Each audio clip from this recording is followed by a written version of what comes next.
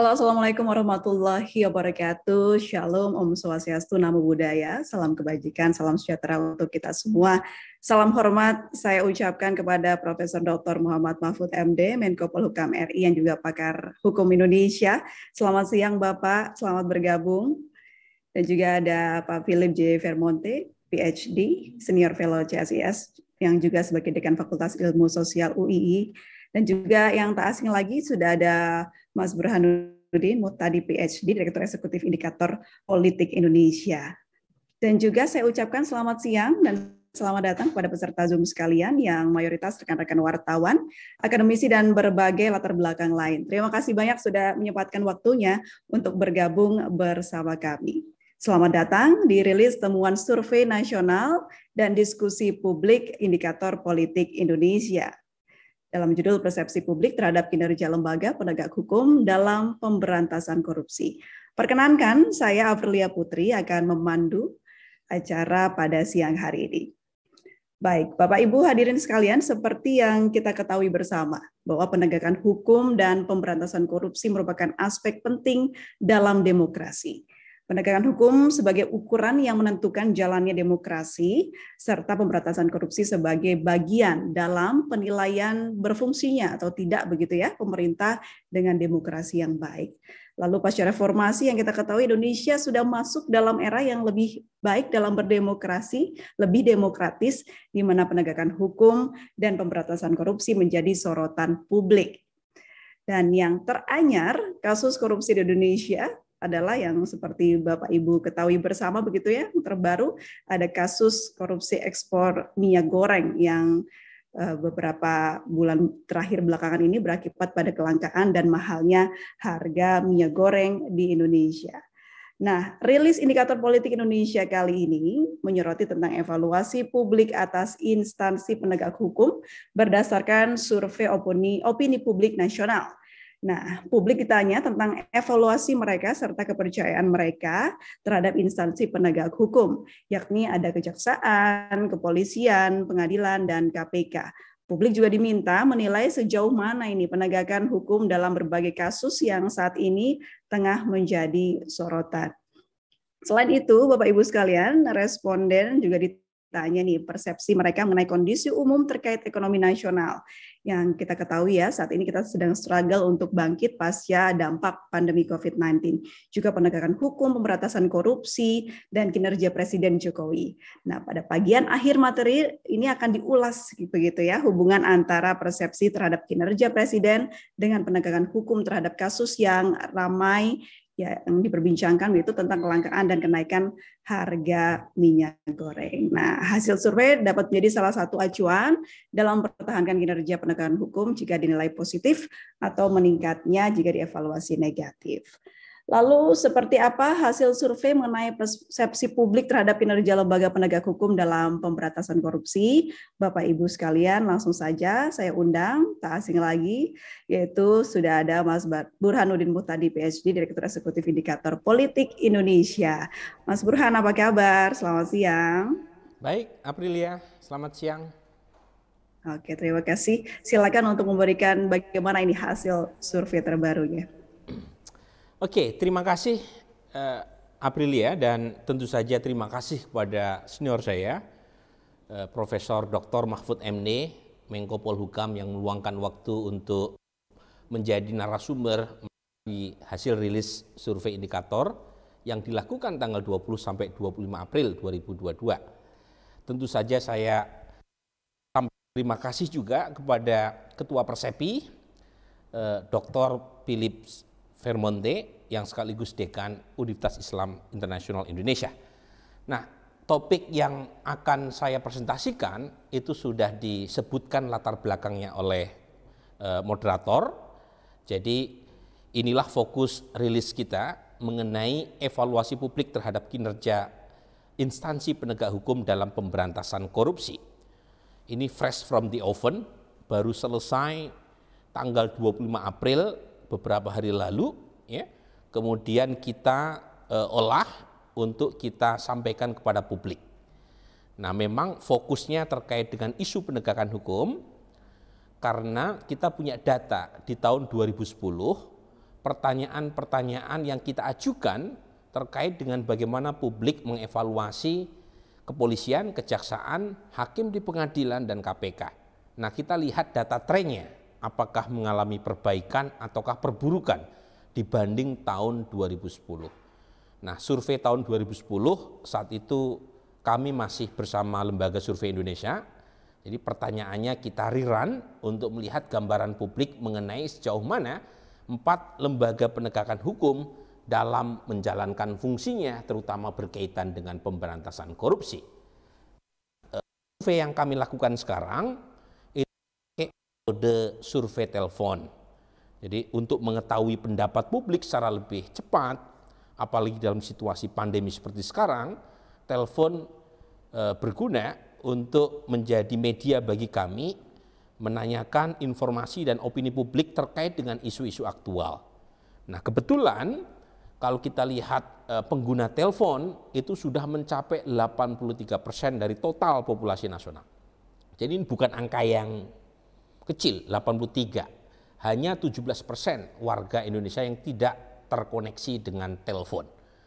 Nah, kami dalam rangka melakukan survei kali ini, itu populasinya tentu adalah seluruh pemilih yang punya hak pilih tetapi punya telepon, 83% tadi. Nah, kami melakukan proses penarikan sampel dengan metode random digit dialing atau RDD. Ini metode yang sangat powerful, nanti saya akan jelaskan lebih detail, yaitu caranya sampel itu di-generate melalui nomor telepon secara acak. Jadi kita punya sistem untuk men-generate nomor telepon secara acak dan kemudian kita validasi. Nah, dengan teknik RDD ini kita mendapatkan sampel 1.219 responden yang dipilih melalui proses pembangkitan nomor telepon secara acak tadi, kemudian kita validasi apakah mereka punya hak pilih, dan kemudian kita screening. Dan terakhir dengan jumlah 1.219 responden ini, itu margin of error 2,9% plus minus dengan level of confidence 95%. Jadi wawancara tadi saya sebutkan dilakukan dengan memakai metode telepon. Nah, ini kalau Bapak Ibu sekalian bisa lihat gambar, ini alur random RDD kami. Pertama adalah kita generate nomor telepon secara acak, kemudian kita pisahkan nomor telepon valid sama invalid karena tidak semua nomor telepon itu valid ya. Yang valid itu kita lakukan proses screening dulu. Screening adalah kita cek apakah responden yang kita pilih secara acak melalui proses generate tadi punya hak pilih atau tidak. Cara ukurannya, satu, mereka WNI atau tidak. Kalau misalnya mereka bukan warga negara Indonesia, otomatis kita exclude dalam proses survei. Yang kedua, usianya 17 tahun atau lebih atau tidak. Atau kalaupun toh belum berusia 17 tahun, apakah sudah menikah atau tidak. Nah, kemudian kita interview buat responden yang terpilih secara random. Nah, ada catatan yang harus saya sampaikan di sini. Kita memang memfokuskan RDD ini ya pada nomor HP. Nah, mengapa? Karena mereka yang punya nomor telepon rumah itu secara populasi menurut data cuma 3%. Jadi kecil sekali nomor telepon rumah. Dan umumnya orang yang punya nomor telepon rumah itu punya nomor HP. Jadi yang kita generate melalui sistem atau aplikasi yang kita punya itu adalah nomor telepon HP. Nah, ini gambaran respon rate-nya. Jadi kita mencoba mengontak 15.565. Dan dari 15.565 nomor telepon yang kita kontak dari seluruh Indonesia, itu ada 2.416 yang mengaku WNI atau mereka yang berusia 17 tahun atau lebih atau sudah menikah. Artinya mereka bagian dari populasi survei ini. Nah, tidak seluruh 2.416 ini bersedia di survei. Ada yang menolak, ada yang sibuk, ada yang bersedia tetapi mematikan di tengah jalan. Nah, dari 2.416 ini ada 1.219 yang berhasil diwawancarai sampai selesai. Nah, bagaimana pertanggungjawaban populasi versus sampelnya? Ini validasi sampelnya. Jadi Bapak sekalian bisa cek meskipun memakai survei telepon, kalau Anda bandingkan dengan populasi populasi dari data BPS sebagai sampling frame kami berdasarkan gender, desa kota, kemudian usia. Jadi antara usia dengan populasi, desa kota dengan populasi, gender dengan populasi, agama bahkan responden kami yang beragama Islam 87,2%, populasi 87,2%. Demikian juga yang Protestan Katolik, demikian juga yang beragama non-Islam dan non-Kristen, itu mendekati antara sampel dengan populasi. Etnik juga demikian, etnik Jawa dalam survei kami 40,3%, sementara di populasi itu adalah 40,2%. Sunda 16,4%, populasinya 15,5%, dan seterusnya. Dan terakhir ada satu hal yang menarik, karena di data BPS terbaru itu sudah ada variabel berdasarkan pendidikan. Jadi kita jadikan itu sebagai kerangka sampel juga. Nah, data BPS orang yang berusia 17 tahun ke atas tetapi hanya lulusan SD atau tidak sekolah sama sekali, misalnya itu hanya 39,4%, sementara data kita responden 1.219 yang pendidikannya rendah itu 38%. Jadi sangat dekat dengan populasi. SLTP, pendidikannya SLTP, mereka yang lulusan SLTP atau pendidikannya SLTP, menurut populasi 20,2%, menurut sampel kita 19,2%. SLTA atau lebih termasuk yang kuliahan, termasuk SLTA di sana 40,4%, ada 39,8% yang pendidikannya SLTA atau lebih. Jadi dengan demikian kita punya keyakinan bahwa survei telepon dengan teknik RDD ini mewakili populasi secara umum. Nah, ini adalah gambaran berdasarkan wilayah. Jadi dari Aceh sampai Papua kita berhasil mewawancari responden sesuai dengan proporsi pemilih di setiap provinsi. Semakin banyak jumlah pemilih, semakin banyak pula representasi sampelnya. Demikian juga sebaliknya. Nah, sekarang kita masuk ke bagaimana publik mengevaluasi kondisi umum. Jadi setelah saya melakukan validasi sampel dengan populasi dan sampelnya mewakili populasi, kita baru bergerak ke arah temuan. Temuan yang pertama soal keadaan ekonomi nasional. Jadi kita punya survei sebelum ini antara 14 sampai 19 April, kemudian kita melakukan survei telepon 20 sampai 25 April. Survei yang pertama dilakukan secara tatap muka, tapi ada perbedaan. Perbedaannya adalah tanggal 20 sampai 25 itu dilakukan setelah dua peristiwa besar. Satu, tanggal 19 siang Kejaksaan Agung menetapkan tersangka Dirjen Perdagangan Luar Negeri Kementerian Perdagangan dan 3 orang yang selama ini dianggap sebagai mereka yang terlibat dalam proses korupsi minyak goreng. Nah, 3 dari pihak perusahaan swasta. Nah, yang kedua itu terkait dengan pengumuman Presiden tanggal 22 April berkaitan dengan rencana untuk menghentikan sementara ekspor minyak goreng. Nah, itu peristiwanya. Nah, kalau kita lihat memang masih lebih banyak yang mengatakan kondisi ekonomi nasional buruk, tapi yang mengatakan baik 33,1%. Data tren kalau kita lihat di layar, itu mereka yang awalnya mempersepsi kondisi ekonomi nasional memburuk, itu sempat meningkat pada waktu survei 14 sampai 19 April dibanding survei bulan Februari, tapi tren perburukan persepsi negatif atas kondisi ekonomi nasional tadi kembali turun. Ya. Meskipun masih lebih banyak yang mengatakan lebih kondisi ekonomi nasional buruk, tetapi tren kenaikan persepsi negatif ekonomi nasional itu berhenti di bulan April tanggal 20 sampai 25 April. Bagaimana dengan penegakan hukum?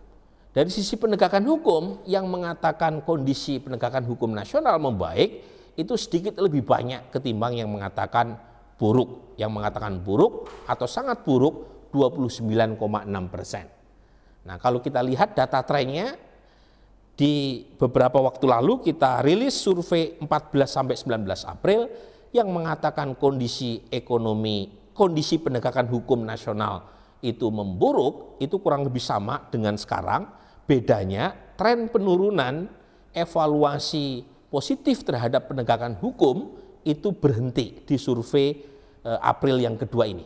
Sementara yang mengatakan penegakan hukum nasional mengalami perburukan sempat naik Februari sampai awal April, tetapi di tanggal 20 sampai 25 April itu trennya berhenti. Ya. Soal pemberantasan korupsi, masih lebih banyak juga responden dalam survei telepon yang kami lakukan yang mengatakan bahwa kondisi pemberantasan korupsi negara kita buruk atau sangat buruk dibanding baik atau sangat baik. Nah, sekali lagi tren mengatakan sesuatu yang menarik di sini. Di bulan April 14 sampai 19 April, mereka yang mempersepsi negatif pemberantasan korupsi itu meningkat tajam dibanding Februari, tapi tren peningkatan persepsi negatif atas kondisi pemberantasan korupsi itu menurun kembali di April 2022. Nah, bagaimana lanjutannya dengan kinerja Presiden? Jadi slide nomor 17 di layar itu adalah approval Presiden berdasarkan survei terakhir. Survei dengan memakai teknik RDD. Jadi tanggal 20 sampai 25 April, hasilnya yang mengatakan sangat puas atau cukup puas itu 64,1%. Yang mengatakan kurang puas 26,7%, yang mengatakan tidak puas sama sekali 6,7%. Nah, bagaimana dengan trennya? Ini yang saya sebut menarik tadi. Sebelum survei tanggal 20 sampai 25 April ini kita lakukan, tren penurunan persepsi positif terhadap kinerja Presiden itu terjadi selama 2 atau 3 bulan terakhir. Jadi waktu kita survei awal Januari 2022, itu persepsi publik sedang sangat bagus. 75,3% di bulan Januari, dan saat itu kalau kita lihat selama 8 tahun pemerintahan Pak Jokowi, itulah rekor tertinggi Januari awal 2022. Tapi tren ini terus-menerus turun, bahkan sampai April 14 sampai 19 bulan ini. Ya. Jadi sampai pada pertengahan April, tren penurunan itu masih terjadi hingga approval rating Presiden hanya mencapai 59,9%. Nah, menariknya dalam beberapa hari terakhir ada perubahan yang cukup luar biasa, di mana publik mempersepsi lebih positif dibanding apa yang terjadi beberapa pekan sebelumnya. Nah, kita nanti bisa diskusi apa penyebabnya, tapi yang menarik tren penurunan itu berhenti, dan bukan hanya berhenti, tapi approval Presiden rebound di survei terakhir ini. Nah, kita bisa mengecek apa peristiwa yang menyebabkan perubahan opini publik tadi itu terjadi. Nah, 2 yang tadi saya sebut, satu adalah penegakan hukum terkait dengan kasus minyak goreng yang menyita perhatian publik luar biasa. Yang kedua adalah komitmen Presiden yang disampaikan tanggal 22 April yang akan ditegaskan sejak hari ini, yaitu penyetopan sementara ekspor minyak goreng untuk sementara waktu. Nah, 2 peristiwa itu nanti kita uji apakah betul yang menyebabkan tren kepuasan terhadap Presiden kembali meningkat. Nanti di bawah ada analisisnya. Nah, kita mulai dulu terkait dengan tujuan utama kita, yaitu mengetahui persepsi publik terhadap public trust atas lembaga-lembaga umum, termasuk lembaga penegak hukum dan kinerja lembaga penegakan hukum. Ini datanya. Jadi kita punya pertanyaan tentang public trust yang kita tanya secara rutin. Yang sebelah kiri itu adalah public trust, tingkat kepercayaan publik terhadap lembaga-lembaga seperti TNI, Presiden, Kepolisian, MA, MK, dan seterusnya. Tetapi dilakukan antara tanggal 14 sampai 19 April. Itu sebelah kiri. Sebelah kanan saya itu adalah survei tentang public trust terhadap lembaga-lembaga yang diadakan 20 sampai 25 April. Secara umum mirip, TNI masih ada di peringkat pertama, baik survei sebelum tanggal 20 maupun setelah tanggal 20. Presiden juga ada di peringkat kedua antara mereka yang sangat percaya atau cukup percaya. Nah, kepolisian itu juga sama. Antara survei sebelum dan sesudah peristiwa tanggal 19 April itu kepolisian tetap berada di peringkat ketiga skor yang percaya atau cukup percaya. Tapi kejaksaan di survei sebelum tanggal 20 itu ada di peringkat ke 1, 2, 3, 4, 5, 6, 7, 8 ya. Antara yang percaya atau sangat percaya itu 70% ya. Itu di peringkat ke-8 di survei tanggal 20 sampai 25 April itu sudah masuk ke peringkat ke-4. Itu ya. Nah, ini peristiwa yang menurut saya mempengaruhi kenapa kejaksaan approval-nya atau public trust-nya naik adalah peristiwa penegakan hukum terhadap mereka yang disebut sebagai mafia minyak goreng. Itu perbedaan yang pertama. Perbedaan yang kedua, secara umum public trust di survei telepon skor kepercayaannya itu lebih rendah dibanding survei tatap muka. Itu sesuatu yang wajar. Kenapa? Karena pemilik telepon pada umumnya lebih well informed dan karenanya lebih kritis. Ya, jadi kalau kita punya survei telepon berkali-kali pakai teknik RDD atau pakai teknik double sampling, itu umumnya skor approval rating terhadap presiden lebih rendah, skor public trust terhadap lembaga lebih rendah dibanding survei tatap muka. Karena kalau survei tatap muka itu populasinya seluruh warga, termasuk mereka yang tidak punya informasi, mereka yang pendidikannya menengah ke bawah. Nah, survei telepon itu umumnya lebih kritis. Nah, pada titik ini skor rata-rata terhadap institusi yang kita nilai trustnya itu lebih kecil, tapi peringkatnya kurang lebih sama dengan survei tatap muka, peringkat public trust, tetapi hanya beda di kejaksaan saja. Kejaksaan di survei telepon peringkatnya naik ke peringkat ke-4. Nah, yang kedua nanti kita ulas lagi. Kalau betul bahwa pengguna survei telepon itu lebih kritis, mengapa approval rating survei telepon 20 sampai 25 April lebih tinggi dibanding approval rating terhadap presiden di survei tatap muka? Nanti kita bahas. Nah, ini pertanyaan yang kita punya di tahun 2010, kita ulang lagi di tahun 2022.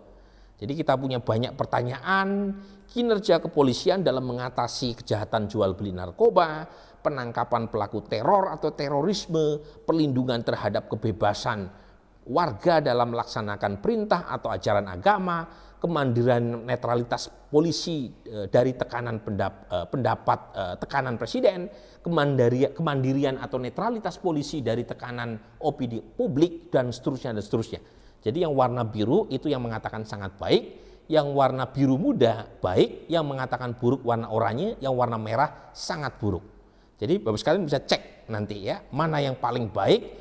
Menurut publik itu kinerja kepolisian dalam penangkapan pelaku teror dan kejahatan jual beli narkoba, itu dua yang paling bagus. Nah, kita lihat data trennya. Ya, ini data trennya. Ini saya harus memberi konteks karena kebetulan Bung Philips ya tahun 2010 ketika kita rilis tren kinerja lembaga penegak hukum ini itu yang rilis saya, meskipun waktu itu atas nama LSI ya. Jadi saat itu tahun 2010 itu kondisinya ada dua peristiwa besar. Satu, Pansus Senturi yang berlangsung selama berbulan-bulan. Yang kedua, kriminalisasi terhadap pimpinan KPK. Satu Bibit Chandra, dua adalah Chandra Hamzah. Dua peristiwa ini itu membuat persepsi publik tentang penegakan hukum begitu gloomy. Jadi kalau di Google nama saya muncul tuh. Tahun 2010 rilis hal yang sama yang saya rilis sekarang, tetapi benderanya agak beda ya. Waktu itu saya masih pakai bendera LSI. Nah, jadi situasinya saat itu lebih buruk. Sekarang tidak ada peristiwa luar biasa dari sisi hukum. Dari sisi ekonomi ada, yaitu mafia minyak goreng tadi, kemudian di follow up dengan penegakan hukum, tetapi tidak ada hal atau sentimen negatif yang luar biasa dibanding tahun 2010. Nah, kalau kita lihat sekarang, trennya overall kinerja kepolisian itu dianggap mengalami perbaikan dalam beberapa hal, dalam banyak hal. Kecuali yang turun adalah perlindungan warga terhadap kebebasan warga melaksanakan perintah atau ajaran agama. Itu turun. Ya. Termasuk juga penangkapan pelaku teror, persepsi itu dibanding tahun 2010 turun meskipun secara umum masih paling baik dibanding item indikator kinerja kepolisian yang lain. Tapi yang lain di luar dari itu umumnya meningkat. Kemudian bagaimana dengan kejaksaan? Nah, ini tentu kita menanyakan sejumlah masalah yang berkaitan dengan kinerja kejaksaan. Kita nggak mungkin menanyakan apakah kejaksaan melakukan penangkapan teroris misalnya. Itu bukan tupoksinya kejaksaan. Yang kita tanya misalnya bagaimana kinerja kejaksaan dalam membawa koruptor ke pengadilan, membuktikan korupsi seseorang di pengadilan, kemandirian atau netralitas jaksa dari tekanan media massa, masyarakat umum, dan seterusnya. Dan Bapak sekalian bisa cek di situ yang warna biru atau biru muda yang mengatakan baik atau sangat baik. Kita lihat trennya. Jadi trennya semua variabel yang kita uji, yang kebetulan kita tanya di tahun 2010, kita ulang di tahun 2022, semuanya mengalami peningkatan. Bagaimana dengan kinerja hakim di pengadilan? Ini pertanyaannya sebagian besar sama dengan pertanyaan yang kita tanyakan, tentu agak beda. Kalau kejaksaan lebih ke arah penuntutan, ya, sementara di hakim atau pengadilan itu memutuskan, tapi ada beberapa variabel terkait dengan independensi lembaga penegak hukum yang kita tanya, lebih khusus lagi yang berkaitan dengan hakim di pengadilan. Ini trennya. Jadi secara umum juga lagi-lagi trennya meningkat. Lagi-lagi konteks penting. Jadi kalau kita Google apa peristiwa tahun 2010, judul saat itu adalah mendung penegakan hukum di Indonesia. Karena pemberantasan korupsi betul-betul buruk sekali di tahun 2010 karena ada dua peristiwa tadi. Nah sekarang tidak ada peristiwa sejelek itu, karenanya opini publik terkait dengan penegakan hukum overall lebih baik dibanding tahun 2010. Kita nggak punya survei tahun 2011, 2012, yang kita punya hanya 2010 dan 2022. Itulah data point yang kita bikin buat perbandingan. Ini KPK, ya, ini KPK. Lagi-lagi pertanyaan yang sama tetapi berkaitan dengan fungsi KPK dalam memproses para koruptor.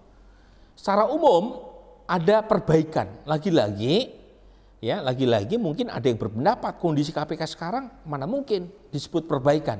Kalau di mata publik dibanding tahun 2010 ada perbaikan. Mungkin saja dibanding tahun 2011, 2012, 2013, 2014 mungkin mengalami penurunan.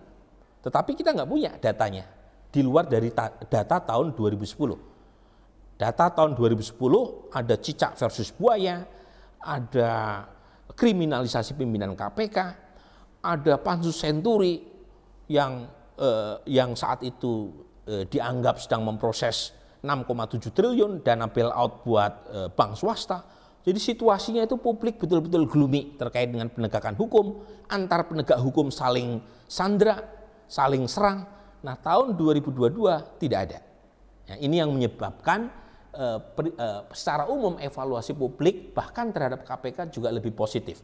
Lagi-lagi dibanding 2010 kita nggak punya perbandingan tahun 2011 sampai tahun 2021 tentang pertanyaan yang sama. Nah kalau kita lihat skor rata-ratanya, ya skor rata-ratanya seperti ini. Jadi ada pertanyaan sama. Kita tanyakan buat KPK, buat kejaksaan, buat kepolisian, buat hakim. Kemudian kita bikin means. Nah, means dari rata-rata pertanyaan yang sama, tetapi dengan subjek yang berbeda untuk 4 lembaga penegak hukum ini, means KPK itu 2,707. Kemudian kejaksaan 2,678, kepolisian itu 2,6, hakim 2,59. Karena ini ada 95% confident intervalnya, kita bikin semacam lower estimate sama upper estimate. Jadi kalau misalnya ada ketemu ya, baik lower atau upper boundnya berarti nggak signifikan. Nah dari hasil ini itu kita bisa simpulkan meskipun jaksa skornya paling tinggi, tetapi tidak signifikan bedanya dengan kejaksaan. Nah itu penting itu ya. Tetapi skor KPK itu signifikan dibanding skor kepolisian maupun hakim di pengadilan. Itu kesimpulan yang pertama. Kesimpulan yang kedua, kejaksaan dari sisi absolut memang means-nya lebih tinggi dibanding kepolisian sama hakim. Tapi dari sisi statistik tidak signifikan dengan kepolisian, tetapi skor kejaksaan signifikan lebih tinggi dibanding hakim di pengadilan. Ini sorry agak sedikit teknis, tapi ini penting saya sampaikan supaya kita punya perspektif statistik terkait dengan perbedaan 4 lembaga penegak hukum ini. Nah, sekarang kita masuk hal-hal lain ya. Seandainya ibu bapak punya masalah yang seharusnya dilaporkan kepada polisi, apakah ibu bapak akan melaporkannya atau tidak? Kita punya pertanyaan tahun 2010, punya juga pertanyaan tahun 2022, dan kalau kita lihat data, ada tren penurunan responden yang akan melaporkan jika ada masalah. Di tahun 2010 77,9%, di tahun 2022 turun menjadi 68,3%. Lalu kita tanya, kalau misalnya mereka tidak melaporkan, apa alasannya? Nah, ada peningkatan mereka yang tidak bersedia melaporkan ke polisi, alasan yaitu tidak percaya polisi akan membantu mengatasi masalah. Jadi ini masukan buat kepolisian. Beberapa waktu lalu sempat ramai tagar buat apa lapor ke kepolisian. Nah, mungkin itu sesuatu yang harus direspon, diperbaiki ya, karena ada sentimen peningkatan mereka yang awalnya tidak melaporkan ya, kemudian alasannya adalah karena faktor polisi dianggap tidak akan mampu membantu mengatasi masalah. Nah, kita lanjutkan lagi soal kewenangan kejaksaan. Ini penting juga buat Prof. Mahfud. Masyarakat kita ternyata banyak yang nggak tahu kewenangan kejaksaan. Jadi yang tahu bahwa jaksa hanya berwenang di penuntutan itu hanya 37%. Banyak responden yang menjawab bahwa jaksa juga berwenang untuk memberi hukuman. Ya. Dan setelah saya lihat data demografinya cukup mencengangkan. Pendidikan tinggi yang tidak tahu kewenangan kejaksaan, artinya mereka menganggap kewenangan jaksa juga berwenang untuk menjatuhkan hukuman, itu juga cukup tinggi. Jadi mereka yang pendidikannya tinggi pun banyak yang nggak tahu bahwa kejaksaan punya kewenangan yang sebatas di penuntutan. Nah, bagaimana dengan agenda pemberantasan korupsi yang lain? Jadi, Bos sekalian bisa cek, ini pertanyaan yang kita tanyakan juga di tahun 2010 ya. Jadi yang mengatakan, satu kita tanya dulu, evaluasi terhadap polisi dalam menjalankan tugasnya untuk menangani, menyelidiki, menyidik para koruptor, itu yang warna merah. Yang mengatakan bahwa polisi buruk dalam soal menangani kasus korupsi atau sangat buruk 5,2 plus 26%, itu totalnya. Ya, yang mengatakan baik itu 52 plus 5,6%. Ya. Sementara jaksa yang dievaluasi positif atau negatif dalam memproses atau menuntut para koruptor di pengadilan, ya, itu yang warna biru. Ya. Sementara yang warna hijau adalah peran hakim dalam menjalankan tugasnya menghukum para koruptor menurut responden, itu yang warna hijau. Sementara yang kuning adalah peran KPK dalam menjalankan tugasnya untuk menyeret para koruptor ke pengadilan, itu yang warna kuning. Nah, Bapak sekalian bisa cek di situ. Ya. Antara bulan Oktober 2010 dengan April 2022, secara umum empat-empatnya mengalami peningkatan persepsi yang mengatakan keempat-empatnya baik atau sangat baik. Ya. Jadi empat-empatnya persepsinya positif. Tetapi ada yang berbeda, yaitu slope kenaikan kejaksaan itu jauh lebih tinggi ya, dibanding yang lain. Ya. Oh, kejaksaan tidak. Yang paling tinggi, ini warnanya agak mirip-mirip. Sebentar, ini warnanya mirip sekali kalau di layar di situ ya. Dari 43 ke 60 itu, oh ya jaksa, betul. Jaksa yang meningkat tajam slope-nya ya. Jadi dari 43 di tahun 2010 mengatakan jaksa baik atau sangat menjalankan tugasnya untuk menuntut para koruptor di pengadilan itu mencapai 60%. Ya. Hakim juga meningkat, tetapi slope-nya tidak semeningkat jaksa. Begitu juga dengan polisi dan KPK.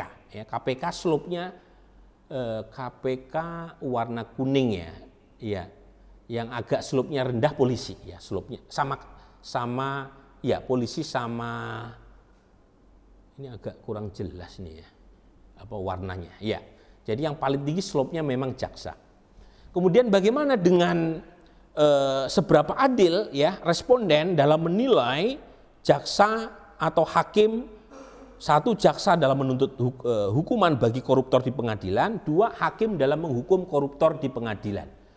Nah, lagi-lagi kita temukan pola yang mengatakan hakim maupun jaksa menuntut atau menghukum koruptor di pengadilan secara umum dua-duanya mengalami perbaikan ya. Cuma slope kenaikan jaksa, ini yang warna kuning, yang warna biru ini ya, slope kenaikan jaksa yang awalnya menganggap jaksa sangat adil atau cukup adil di tahun 2010 hanya 36%, di tahun 2022 itu naik jadi 38, naik 2 poin. Sementara hakim yang menganggap adil di tahun 2010 38, di tahun 2022 naik ke 39, naiknya 1 poin. Kemudian bagaimana hukuman menurut publik untuk pejabat tinggi negara yang terbukti melakukan korupsi? Sebagian besar minta pejabat tinggi yang korup dihukum seumur hidup. Kemudian disusul hukuman mati. Ada juga 11,5% yang meminta dihukum 20 tahun dan seterusnya. Nah, bagaimana dengan Satgas BLBI? Nah, ini mumpung ada Prof. Mahfud gitu ya. Jadi kita tampilkan, kalau ini survei bukan survei telepon sekarang, tapi survei tatap muka yang kita adakan 14 sampai 19 April. Jadi masih baru ya, masih fresh. Jadi kita punya pertanyaan, apakah Ibu Bapak pernah mendengar Satuan Tugas BLBI, Bantuan Likuiditas Bank Indonesia yang belum lama ini dibentuk oleh pemerintah? Yang tahu itu 17,2%. Jadi masyarakat secara nasional yang tahu baru 17%, ada sedikit peningkatan dibanding bulan sebelumnya, tapi overall banyak sekali masyarakat yang tidak tahu. Jadi banyak orang yang nggak tahu gebrakan Pak Mahfud ya, dan Bu Sri Mulyani di bawah pimpinan Pak Jokowi dalam soal ini. Tetapi dari yang tahu kita tanya bagaimana penilaian mereka tentang keputusan pemerintah membentuk Satgas BLBI. Dari 17,2% ternyata sentimennya sangat positif. Jadi ada 7,9 plus 67,3% yang sangat setuju langkah pemerintah soal BLBI ini untuk mengembalikan dana dan aset yang diambil oleh para obligor nakal ya. Dan kita tahu di situ ini yang tidak setuju kecil sekali ya. Jadi banyak yang tidak tahu 16,8, tapi sebagian besar itu setuju.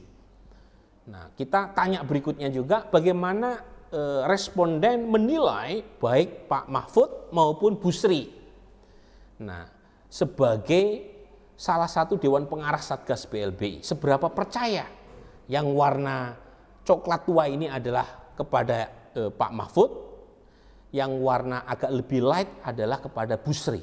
Ya, dua-duanya itu lagi-lagi dipersepsi positif sekali oleh publik. Sebagian besar publik itu percaya baik kepada Pak Mahfud maupun Bu Sri dalam menyelamatkan dan mengembalikan aset-aset negara tersebut. Jadi ini poin modal yang bagus dari sisi publik.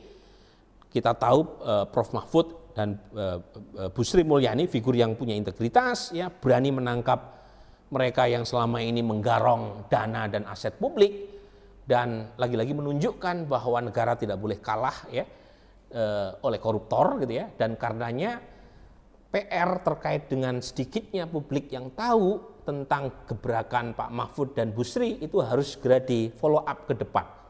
Karena semakin banyak orang tahu, semakin mereka setuju dan percaya terhadap langkah pemerintah dalam mengembalikan dan menyelamatkan aset negara yang digarong oleh obligor kakap. Nah, kita lanjut lagi kasus lain ya.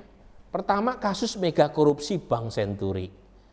Nah, yang tahu, yang yakin atau cukup yakin KPK itu ya mampu menuntaskan kasus Bank Senturi itu 42,8%. Memang lebih banyak yang mengatakan yakin dibanding yang kurang yakin, tetapi tidak mencapai 50%. Selisihnya dengan yang kurang yakin atau tidak yakin sama sekali itu cukup kecil. Bagaimana dengan kasus korupsi yang melibatkan Joko Chandra yang ditangani oleh pihak kepolisian? Yang tahu lebih banyak, 42,3% tahu ya bahwa kepolisian itu menangani pelaku tindak pidana korupsi dan suap yang melibatkan Joko Chandra, dan di antara yang tahu itu yang yakin kurang lebih sekitar 61,8%. Yakin atau cukup yakin kepolisian mampu menyelesaikan kasus Joko Chandra, dan memang kepolisian ya cukup agresif dan progresif ya dalam menyelesaikan kasus ini. Nah, bagaimana dengan kasus terakhir yang baru muncul soal isu yang ditangani oleh kejaksaan? Ya, apakah Ibu Bapak pernah mendengar Jaksa Agung mengumumkan bahwa Dirjen Perdagangan Luar Negeri Kementerian Perdagangan menjadi tersangka kasus dugaan korupsi pemberian fasilitas ekspor minyak goreng? Yang tahu itu 50,8%. Jadi seolah-olah udah besar, memang lumayan besar, tetapi masih ada separuh masyarakat yang belum tahu.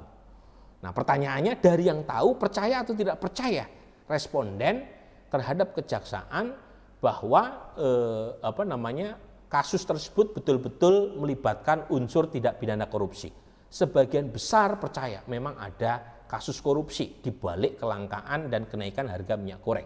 Jumlahnya sangat besar sekali. Jadi ada kurang lebih 75% lebih masyarakat yang percaya bahwa memang ada ada korupsi, tindak pidana korupsi. Nah, kemudian kita juga tanya, apakah yakin atau tidak yakin kejaksaan mampu menuntaskan kasus korupsi pemberian fasilitas ekspor minyak goreng? Sebagian besar sangat yakin atau cukup yakin. Tapi ini di antara base yang tahu ya, saya highlight yang kurang yakin atau tidak yakin sama sekali. Jadi meskipun mayoritas yakin kejaksaan mampu menuntaskan, tetapi ada kurang lebih 34% masyarakat yang mengikuti kasus ini dan tidak yakin kejaksaan ini bisa menyelesaikan. Itu sesuatu yang harus diwaspadai.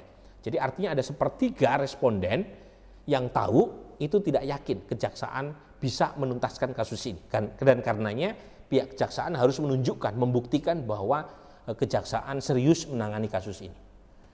Kemudian kita juga tanya, ini tentu bukan, ini kan kita tanya sosiologi hukumnya ya. Jadi masyarakat kira-kira kalau ditanya, kalau misalnya mereka menjadi hakim atau itu kira-kira menghukum pelaku korupsi kasus minyak goreng seperti apa. Jadi jika terbukti ya, belum tentu terbukti karena sekarang masih tersangka. Jika terbukti dirjen yang terlibat kasus tersebut sebaiknya dihukum apa? Itu konsisten sama temuan sebelumnya, mayoritas dihukum seumur hidup. Ya. Kemudian kita juga tanya, bagaimana jika kasus tindak pidana yang melibatkan pengusaha minyak goreng, ya, itu terbukti? Bagaimana menurut Ibu Bapak?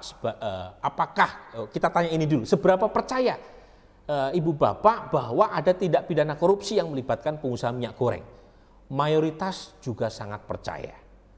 Kemudian kita tanya, apakah hukuman yang tepat buat pengusaha yang terbukti melakukan korupsi? Mayoritas lagi-lagi dihukum penjara seumur hidup.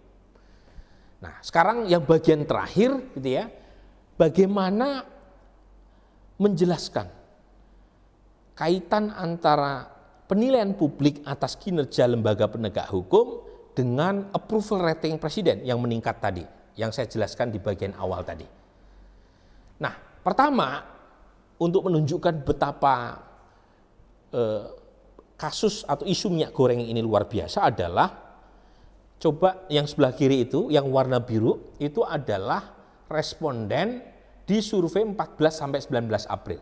Saat itu, responden yang mengaku sulit untuk mendapatkan atau membeli minyak goreng itu 83,7%. Tapi setelah ada pengumuman, ya, penetapan tersangka kasus mafia minyak goreng dan presiden kemudian mengumumkan untuk menghentikan sementara ekspor minyak goreng, yang mengaku mengalami kesulitan untuk membeli minyak goreng itu turun menjadi 74,9%. Memang masih besar sekali masyarakat yang mengaku sulit mendapatkan minyak goreng, tetapi dibanding sebelum tanggal 20 itu ada penurunan tajam mereka yang mengaku sulit untuk mendapatkan atau membeli minyak goreng. Kemudian yang sebelah kanan, ya kurang lebih sama. Kalau yang sebelah kiri adalah pertanyaan kepada responden, yang sebelah kanan adalah pertanyaan kepada warga. Apakah warga di sekitar responden itu sulit mendapatkan minyak goreng? Lagi-lagi range-nya 83 sampai 89,9%. Nah, itu penjelasan pertama untuk menunjukkan bahwa langkah penegakan hukum ternyata menurunkan tingkat kelangkaan minyak goreng. Meskipun masih banyak warga yang sulit mendapatkan minyak goreng, tetapi penurunannya signifikan dibanding sebelum langkah penegakan hukum tadi dilakukan. Kedua, kita melakukan analisis untuk mengecek apakah ada hubungan antara persepsi puas tidak puas terhadap kinerja presiden dengan kasus korupsi minyak goreng yang sedang ditangani oleh kejaksaan.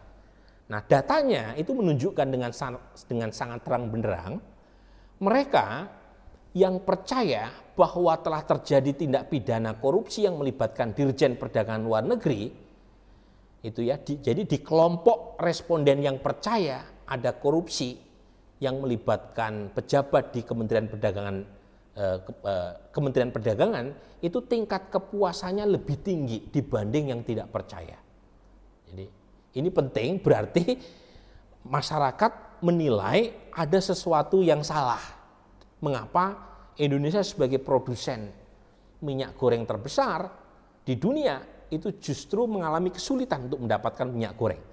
Jadi di kelompok masyarakat yang percaya ada korupsi dalam kasus kelangkaan minyak goreng, justru tingkat kepuasan itu tinggi. Artinya untuk membuktikan atau untuk menunjukkan kepada mereka yang percaya, maka lembaga penegak hukum harus menunjukkan bahwa penindakan hukum terhadap kasus ini mutlak harus dilakukan.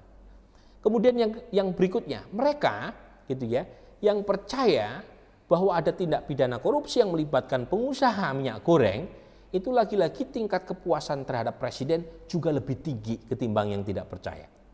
Kemudian yang terakhir, ini lebih tinggi lagi selisihnya, mereka yang yakin bahwa Kejaksaan Agung akan menuntaskan korupsi pemberian fasilitas ekspor minyak goreng, itu di kelompok ini tingkat kepuasan terhadap presiden mencapai 70,1%. Sementara yang tidak yakin, kepuasan terhadap presiden hanya 47%. Artinya, semakin berhasil Kejaksaan Agung untuk meyakinkan publik bisa menuntaskan kasus ini, maka semakin tinggi tingkat kepuasan publik terhadap presiden.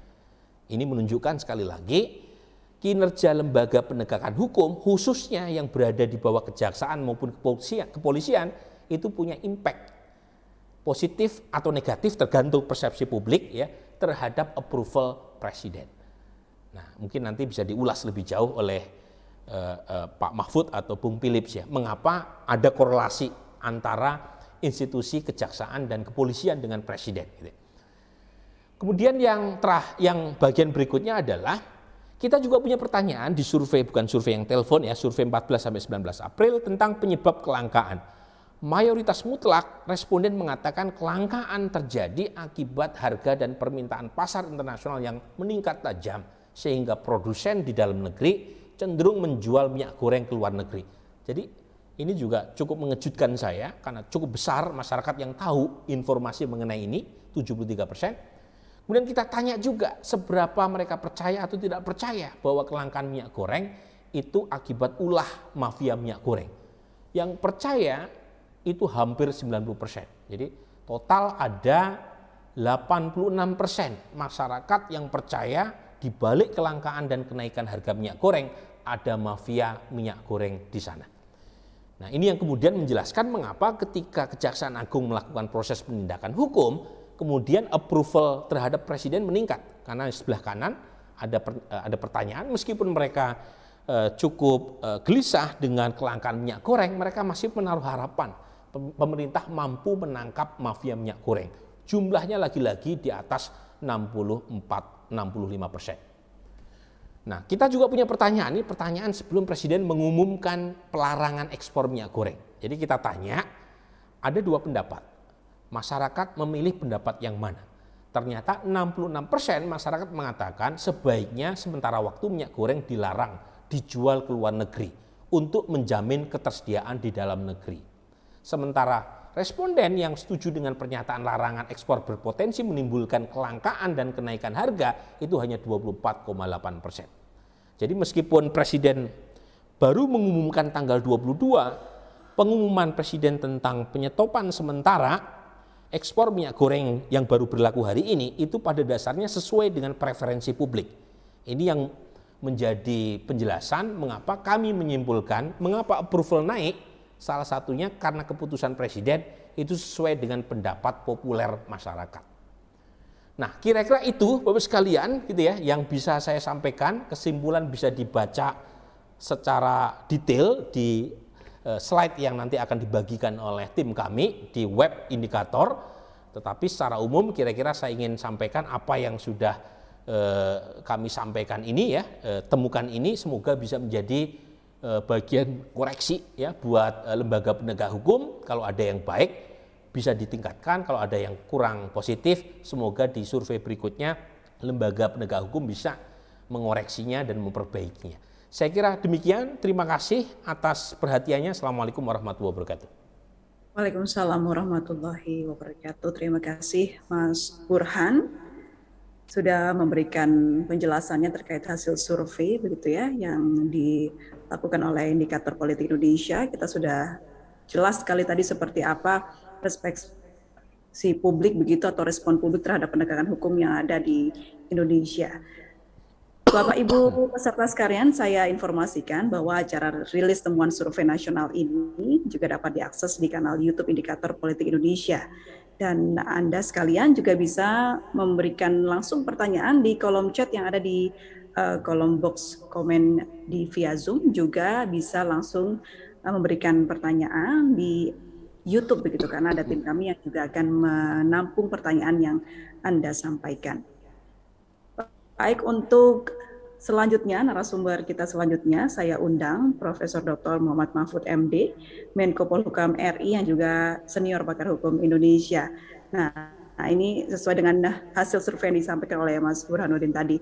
Seperti apa? Apakah capaian dari kinerja pemerintah ini sesuai dengan survei yang sudah diumumkan atau disampaikan dari Mas Burhan tadi soal kepuasan publik terhadap kinerja lembaga pemerintah khususnya di bidang hukum begitu. Lalu apakah masih ada banyak PR Pak Mahfud terkait dengan penegakan hukum di negara kita Anda sebagai pakar hukum seperti apa nanti ke depannya? Silakan Pak Mahfud. Ya, terima kasih. Assalamualaikum warahmatullahi wabarakatuh. Saya tidak banyak memberikan tanggapan tentang ini karena saya menikmati itu tadi hampir sama dengan catatan saya sesudah membaca hasil survei yang disampaikan oleh Mas Burhan ini. Jadi misalnya kinerja Presiden oleh publik masih dinilai memuaskan ya, 64,1. Itu saya kira menjadi juga semacam bantahan terhadap apa yang sering didengang-dengungkan oleh orang-orang tertentu bahwa pemerintah ini sudah kehilangan kepercayaan. Gitu. Justru sekarang naik dari sebelumnya 59,9% menjadi 64%. Dan itu memberikan keyakinan bahwa setiap kebijakan pemerintah dan tindakan pemerintah yang menonjol dalam kasus-kasus tertentu itu mempengaruhi sensitivitas publik di dalam menilai kinerja pemerintah. Tadi sudah disebutkan misalnya ketika orang ribut mau memperpanjang masa jabatan, menunda pemilu, itu pada periode-periode itu turun. Tetapi ketika Presiden mengumumkan tidak gitu, lalu naik menjadi 64. Bahkan kalau akhir-akhir ini kan kalau di berita yang ramai gencar gitu, yang hoax gitu, mengatakan kepercayaan pemerintah terhadap pemerintah turun gitu. Misalnya ini mumpung. Misalnya mengatakan itu Menko Polhukam sudah mengatakan bahwa pemerintah gagal gitu. Hanya karena saya mengatakan bahwa tahun 2024 itu kita harus memilih pemimpin yang kuat, yang strong leader gitu. Karena apa? Karena pada waktu itu presiden yang sekarang akan berhenti, gitu kan. Lalu kan macam-macam tuh berita hoaxnya. Pertama, pemerintah mengakui, ya, Menko Polhukam mengakui bahwa presiden lemah karena diperlukan strong leader gitu. Padahal itu tidak ada hubungannya. Saya mengatakan perlu strong leader itu kan karena tahun 2024 seorang pemimpin seperti Pak Jokowi sudah tidak ikut kontestasi lagi gitu. Nah, kalau bicara strongnya, kalau dilihat dari kepercayaan publik ya ternyata tinggi gitu. Bahkan pada tadi seperti dikutip Pak Burhan pada bulan Januari dan Februari yang dalam catatan saya itu tingkat kepuasan publik terhadap kinerja pemerintah itu mencapai yang tertinggi selama 8 tahun sejak survei pertama tahun 2015 gitu. Penegakan hukum, tadi tidak ada kesimpulan tentang penegakan hukum secara umum. Tadi cuma dipecah-pecah kalau Mahkamah Agung berapa, KPK berapa, ini berapa dan seterusnya. Itu mengalami kenaikan semuanya. Meskipun Kejaksaan Agung itu lagi-lagi membuktikan setiap langkah itu mempengaruhi tingkat sensitivitas pemerintah pada menentukan tingkat kepercayaannya itu. Kejaksaan Agung masuk ke urutan 4 dari yang semula 8 itu kan itu sangat membuktikan merupakan akumulasi dari pekerjaan Kejaksaan Agung yang berhasil. Menurut saya bukan hanya penangkapan minyak goreng, tapi yang sebelum itu kan selalu beruntun, Jiwasraya, saya kira itu masih berbekas di benak responden gitu, berdekatan, Jiwasraya, kemudian Asabri dan sebagainya. Itu Kejaksaan Agung melakukan itu penetapan kasus penyidikan korupsi di Kemhan, satelit, itu kan berurutan semua, sehingga itu menambah poin untuk Kejaksaan Agung. Begini, yang tadi tidak tersimpulkan secara umum itu ada kesimpulan umum di survei lain, tapi sebelum ini, ya. Misalnya penegakan hukum itu berapa sih skornya, kan tadi kayaknya tidak ada ya. Tadi skor itu pada bidang-bidang, presiden sekian, ini sekian, ini sekian. Nah ini pada survei yang dirilis Kompas tahun bulan Februari, ini saya ambil Februari, untuk menunjukkan tingkat kepercayaan.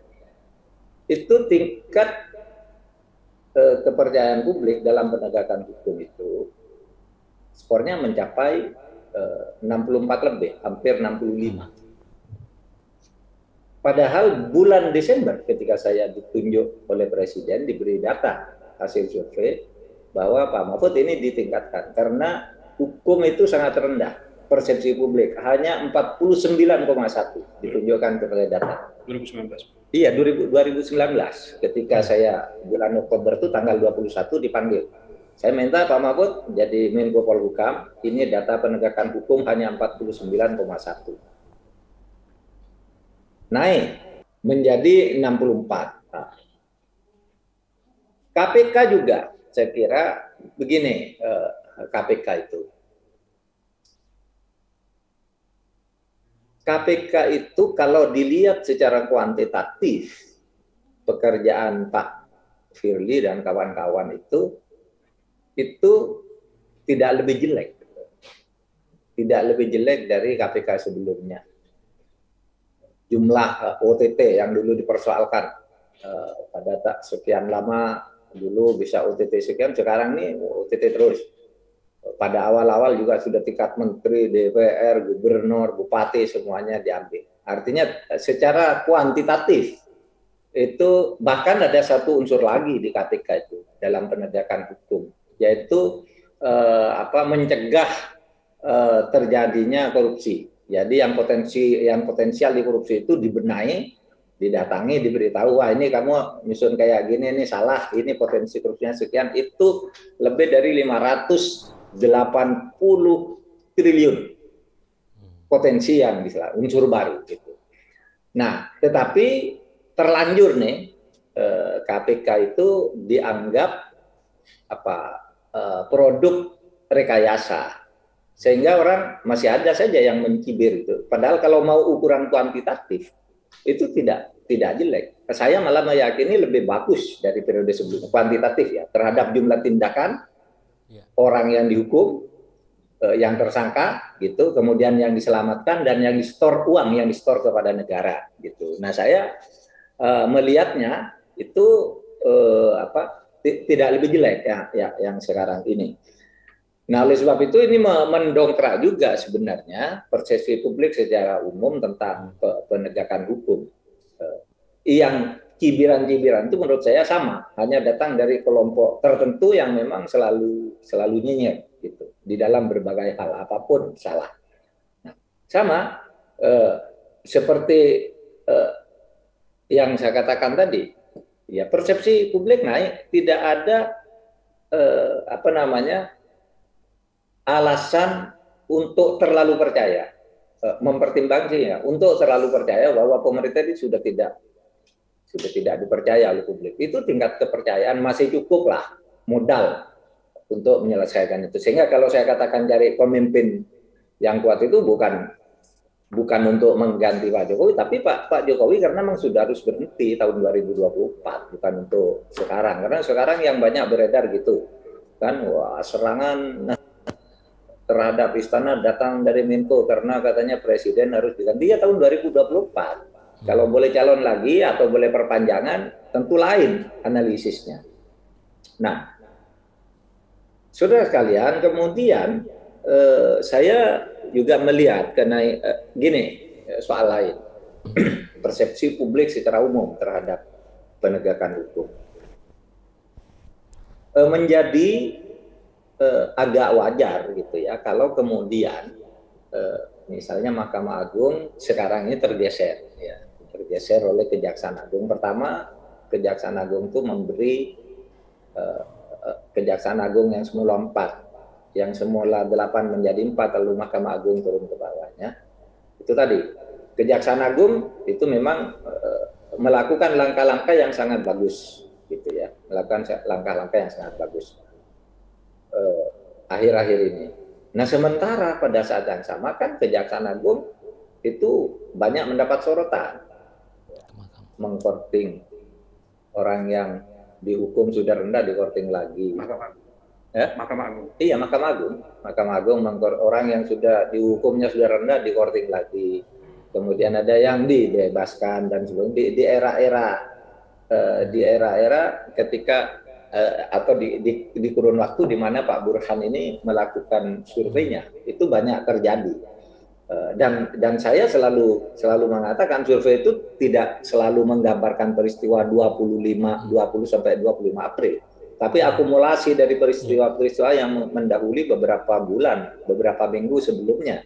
Pasti itu masih berpengaruh ketika masyarakat memberi penilaian. Nah, baik, saya kira hanya itu komentar saya. Cuma memang yang ingin saya sampaikan, ada kesulitan kalau bagi kita itu membuat atau membangun persepsi yang lebih baik atau memperbaiki persepsi publik tentang pembangunan hukum. Pembangunan hukum pada umumnya, bukan pada penegak-penegak hukum satu persatu. Kalau penegak-penegak hukum satu persatu kita selalu koordinasi, selalu memilih isu-isu, termasuk misalnya itu restoratif justice yang kita lakukan, misalnya orang salah dijadikan tersangka, kita segera turun tangan, itu menjadi berita-berita besar juga, seperti Nur Hayati yang di Garut, kemudian yang di Aceh itu Pak Saiful Mahdi yang dipecat sebagai dosen hanya karena ngeritik dekannya. kita terus beri rehabilitasi. Seperti itu tuh tentu pas dalam jangka yang cukup panjang itu berpengaruh di publik. Tetapi ingin saya katakan, sebenarnya kalau bagi pemerintah itu kan tidak mudah ya memperbaiki persepsi atau memperbaiki kinerja penegakan hukum pada umumnya. Tidak mudahnya apa? Karena sekarang ini kan kekuasaan berbagi. Begini misalnya, Kejaksaan Agung bekerja habis-habisan.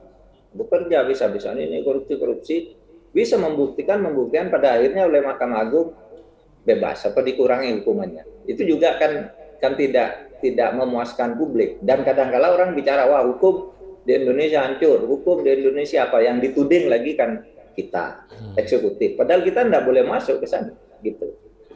Ya orang kemudian karena hanya hakimnya ketika dikritik diam saja. Alasannya apa? Alasannya ya saya berhak diam, tidak boleh mendiskusikan putusan. Gitu. Ketika membebaskan orang, mengerti hukuman orang dan sebagainya dan sebagainya. Nah itu yang mau saya sampaikan. Oke, yang ini tadi semua kita kerjakan.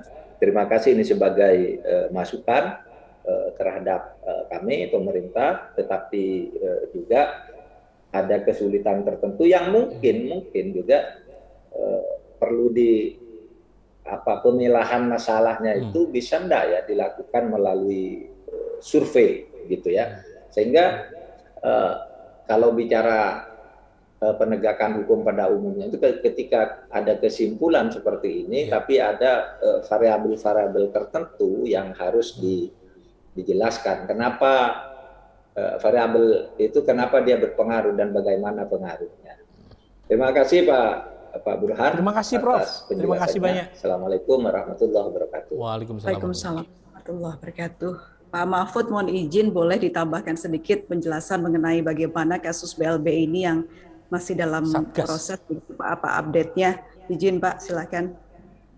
Ya, jadi begini ya, kasus BLB ini benar kata Pak Burhan, kalau orang meskipun yang tahu sedikit, tapi yang tahu ini pasti orang yang sudah well informed lah tentang perkembangan itu. Oleh sebab itu banyak yang mendukung, karena gini loh, kasus BLB itu dulu adalah pengucuran dana oleh negara kepada bank-bank yang bangkrut itu, karena kalau tidak dikucurin dana mereka akan kolaps dan rakyat yang rugi. Jadi dikasihlah ditutup semua, tetapi kemudian dari ratusan triliun yang dikucuran pemerintah itu kemudian kan macet lagi, tidak ada yang mau bayar, ada yang lari dan sebagainya. Lalu dibuat Impres nomor 8 tahun 2002. Impres itu dibuat oleh Mbak Megawati, Bu Presiden pada waktu itu, yang mengatakan, udahlah kamu pokoknya ngaku punya utang aja, nanti negara akan memberi surat keterangan lunas. Nah, semua ngaku, saya punya utang sekian, saya punya sekian. Nah, yang sudah bayar itu diberi surat keterangan lunas. Yang ngaku hutangnya sekian disetujui oleh pemerintah, ya hutangmu sekian. Misalnya ada orang yang hutangnya 17 triliun menjadi 7 triliun, ada yang 30 menjadi 16 dan seterusnya, itu banyak sekali gitu waktu itu. Nah, lalu sudah ditetapkan keseluruhan utang dulu ratusan triliun itu hanya menjadi 110,4 triliun akhirnya yang harus ditagih. Nah, ini semuanya yang harus ditagih dari 110 triliun ini ngendap. Karena apa? Karena di tingkat masyarakat, ya, di tingkat masyarakat, pengamat, aktivis, itu dianggap, oh salah tuh. Impres nomor 8 tuh kolusi. Masa menghapus hutang sudah diturunkan, masih dihapus lagi. Diberi surat lunas gitu. Itu seharusnya dinaikkan, ada bunganya dan sebagainya. Kan ramai dibawa ke Mahkamah Agung. Dibawa ke Mahkamah Agung, dan diputus oleh Mahkamah Agung, Impres itu benar. Berarti ini perjanjian perdata. Tapi muncul lagi. Misalnya Pak Kwikian di Rizal Ramli, terus aktivis dari UGM Jogja itu, nggak boleh negara takluk, hanya nerima 110 gitu. Lalu ada yang lapor ke KPK. KPK sudah manggil semua itu orang itu, tunjukkan datanya gitu. Itu tidak bisa membuktikan atau memberi alasan hukum bahwa telah terjadi korupsi dengan penurunan itu. Gitu. Termasuk Pak Kwikian juga sudah dipanggil. yang banyak protes bagus, saya senang, protesnya senang, itu mewakili semangat saya juga. Pak Rizal Ramli, pokoknya itu perampokan tuh BLBI. Tapi sesudah dibawa ke KPK, tidak ada korupsinya, gitu. Ada satu yang ditemukan, Samsul Nur Salim, ya, dari 4 sekian triliun pengakuan utangnya itu dia memberikan tambah yang katanya senilai 4 triliun, tapi sesudah di SS ulang itu hanya 1,2. Dijual segitu pun paling 1,2. Dilaporkan KPK terjadi korupsi dalam bentuk kolusi antara kepala BPPN dengan Samsul Nur Salim. Menurut KPK dibuktikan di pengadilan pertama benar, di pengadilan kedua benar, tapi di Mahkamah Agung dibebaskan. Pembebasannya di Mahkamah Agung baru terjadi tahun 2019. KPK didorong oleh masyarakat, minta PK bulan Juni PK ditolak. Berarti ini perdata murni kembali ke impres tahun 2022. Nah, saudara, itulah sebabnya lalu pemerintah kalau gitu tagih sekarang. Nah, sudah ditagih ini sudah datanya sudah berantakan dan sebagainya. Tapi kita simpul lagi, pokoknya kembali ke perdata. Ini masih ada yang membela lagi, tidak boleh, negara tidak boleh mau kalah gitu. Terus mau kalahnya gimana? Ke pengadilan sudah. Pemerintah sudah membentuk pansus di DPR. Pansus mengatakan impres tidak salah, putusan Mahkamah Agung sudah benar, negara tinggal menagih. Tapi masih ada saja yang menghalangi menagih. Padahal kalau tidak ditagih nanti daluarsa tidak bisa ditagih. Oleh sebab itu, saya minta kepres ke Presiden. Pak, biar kita tagih paksa, tetapi jangan hanya satu kementerian, yang banyak lah, kita rame-rame. Terus keluar itu ya, lalu saya katakan oke, saya sekarang mau mendata, kemudian mau menagih dan mau menyita.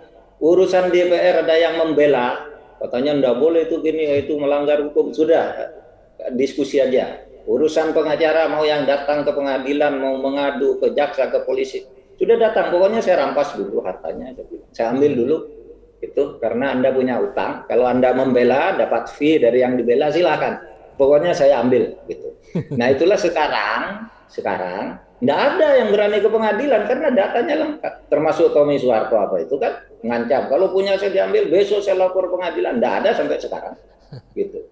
Karena memang kita punya bukti bahwa Anda punya utang. Kalau mau pengadilan, pengadilan aja saya bilang. Nanti kalau pemerintah salah ya saya kembalikan saya bilang. Tapi rasanya tidak bakal salah. Pokoknya saya ambil dulu. Kalau salah lapor aja pengadilan saya bilang. Nah, sekarang Pak, dari 110 triliun itu kita sudah dapat 19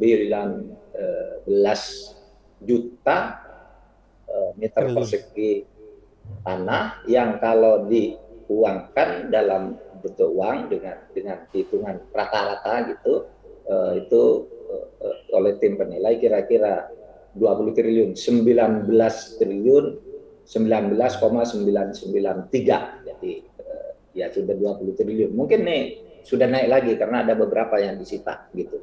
Dan kita akan terus bekerja di situ gitu. Bahwa ada yang tidak setuju ya sudah, tidak setuju nggak apa-apa. Pokoknya kami ambil aja dulu gitu. Nah, ini kan biasanya pemerintah yang tidak tahu hukum, unsur pemerintah yang tidak tahu hukum. Jangan nanti kita digugat.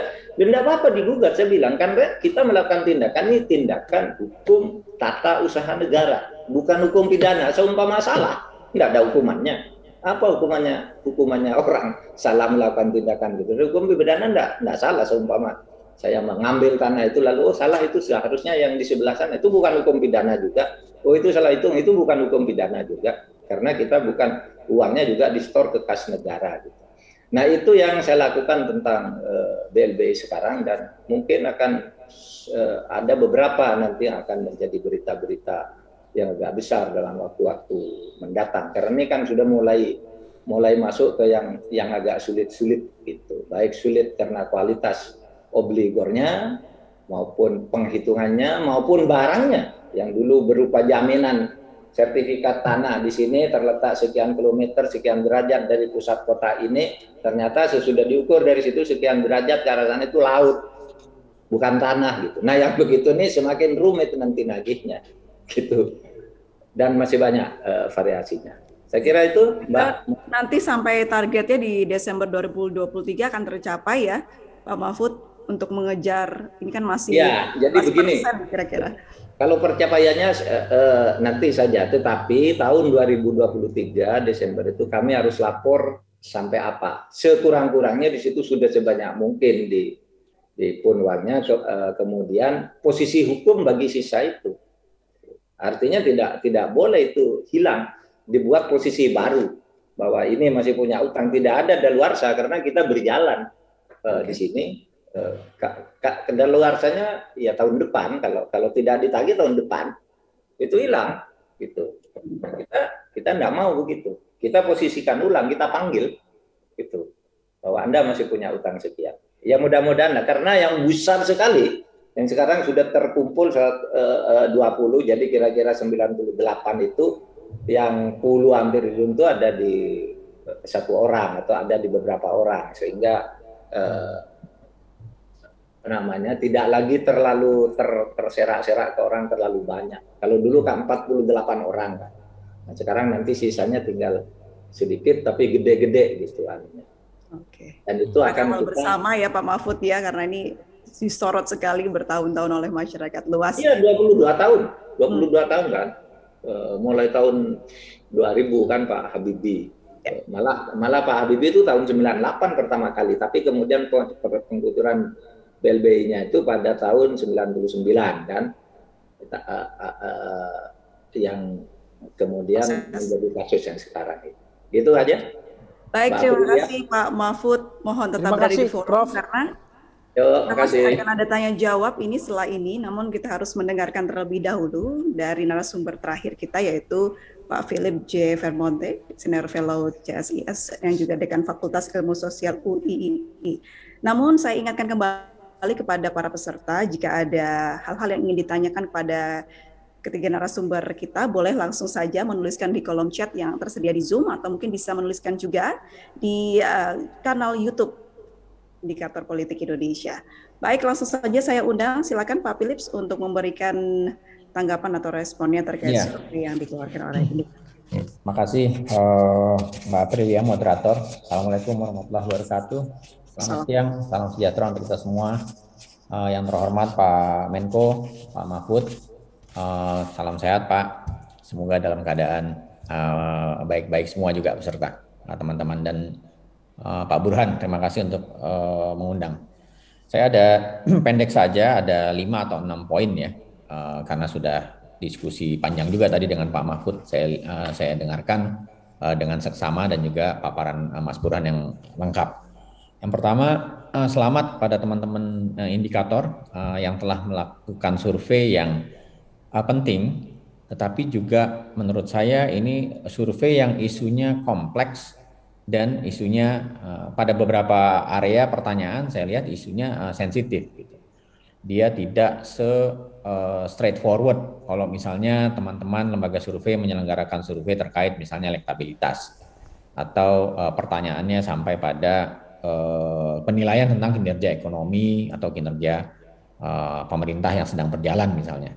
Tetapi ini adalah isu-isu yang ditanyakan itu sering banyak sekali isu yang teknis yang mungkin seperti disampaikan Pak Mahfud tadi, yang memahami dan mengikuti tidak banyak gitu. Tetapi kita menanyakannya pada masyarakat umum, sehingga mungkin nanti pertanyaannya kan mengenai apakah pandangan masyarakat terkait hal ini itu bisa menjadi panduan bagi para penegak hukum sendiri ataupun para pengambil kebijakan.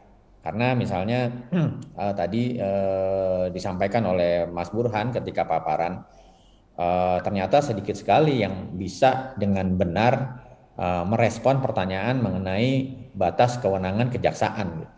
Dan sementara pertanyaannya banyak sekali mengenai kejaksaan. Sehingga mungkin kita perlu juga agak mendiskaun pandangan masyarakat.